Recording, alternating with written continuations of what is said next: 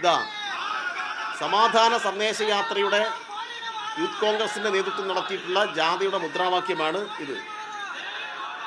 ധീരജിനെ കൊന്ന വാള് അറബിക്കടലിൽ എറിഞ്ഞിട്ടില്ല, ആ വാള് രാഖി മിനുക്കിയിട്ട് ഡിവൈഎഫ്ഐക്കാരെ ഇല്ലാതാക്കും എന്നാണ് ഗാന്ധി പ്രതിമ തകർത്തു എന്ന് പറഞ്ഞ് യൂത്ത് കോൺഗ്രസിന്റെ സംസ്ഥാന അധ്യക്ഷന്റെ നേതൃത്വത്തിൽ നടത്തിയിട്ടുള്ള സമാധാന സന്ദേശയാത്രയുടെ മുദ്രാവാക്യം.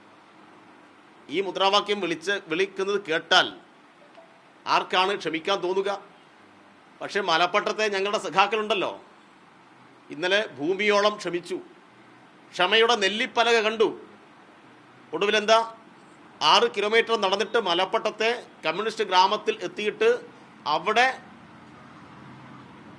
കാവുമ്പായി സമര സേനാനിയുടെ സ്മാരകം, പാർട്ടിയുടെ ലോക്കൽ കമ്മിറ്റി ഓഫീസ് നേരെ അക്രമം സംഘടിപ്പിച്ചു. സ്വാഭാവികമായിട്ടും അവിടെ ജനങ്ങൾ പുറത്തിറങ്ങൂലേ? അങ്ങനെ സംഘർഷമുണ്ടാക്കാൻ വേണ്ടി നോക്കിയപ്പോൾ അവിടെ ജനങ്ങൾ പുറത്തിറങ്ങിയിട്ടുണ്ട്. എന്താ ഇതിൻ്റെയൊക്കെ പിന്നിൽ ഉദ്ദേശം എന്താണ്?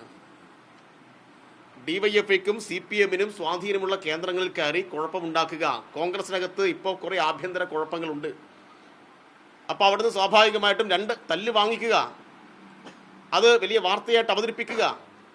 ഇത് കേരളത്തിലെ ഇടതുപക്ഷത്തിന് സ്വാധീനമുള്ള പ്രദേശങ്ങളിൽ സ്വാതന്ത്ര്യമില്ല എന്ന് വരുത്തി തീർക്കുക. അതിൻ്റെ ഭാഗമായിട്ടുണ്ടാക്കിയൊരു നാടകമാണ് ഇത്. കൃത്യമായി അന്വേഷിച്ചാൽ ഈ ഗാന്ധി പ്രതിമ തകർത്തതുൾപ്പെടെ യൂത്ത് കോൺഗ്രസിൻ്റെ ഗൂഢാലോചനയുടെ ഭാഗമായിട്ടാണ്. നമുക്കൊരുപാട് അനുഭവം ഉണ്ടല്ലോ. ഈ തിരുവനന്തപുരത്ത് തന്നെ ലീന എന്ന് പറയുന്ന KPCC മെമ്പറുടെ വീട് ആക്രമിച്ചു. തൊട്ടടുത്തുള്ള അയൽവാസിയായിട്ടുള്ള CPM-ന്റെ പ്രാദേശിക നേതാവിൻ്റെ തലയിൽ കെട്ടിവെച്ചു അല്ലേ? ഒടുവിൽ എന്താ സംഭവിച്ചത്?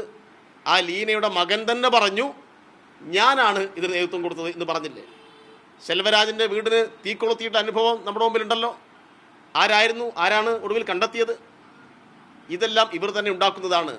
AKG സെൻറ്റർ നേരെ ബോംബെറിഞ്ഞിട്ട് നിങ്ങളിൽപ്പെട്ട പല മാധ്യമങ്ങളും വൈകുന്നേരം ചർച്ച സംഘടിപ്പിച്ചല്ലോ. കിട്ടിയോ എന്ന് ചോദിച്ചിട്ട് കിട്ടിയല്ലോ ആളെ കുറച്ച് കഴിഞ്ഞപ്പോൾ.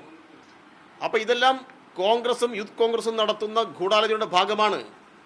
മലപ്പട്ടത്ത് കുഴപ്പമുണ്ടാക്കാൻ വേണ്ടി, മലപ്പട്ടത്ത് നിന്ന് സംഘർഷത്തിൽ പരിക്ക് പറ്റി മർദ്ദനമേറ്റു എന്ന വാർത്തയുണ്ടാക്കിയിട്ട് കേരളത്തിൽ അതൊരു രാഷ്ട്രീയ ലാഭത്തിന് വേണ്ടി ഉപയോഗിക്കാൻ മാങ്കൂട്ടം നടത്തിയിട്ടുള്ള നീക്കമാണ്. അവിടെ വന്നിട്ട് മുദ്രാവാക്യം വിളിച്ച് ഭീഷണിപ്പെടുത്തുകയാണ്. ആ ഭീഷണിയൊന്നും മാങ്കൂട്ടം മലപ്പട്ടത്തും കണ്ണൂരും കേരളത്തിലും എടുക്കണ്ട.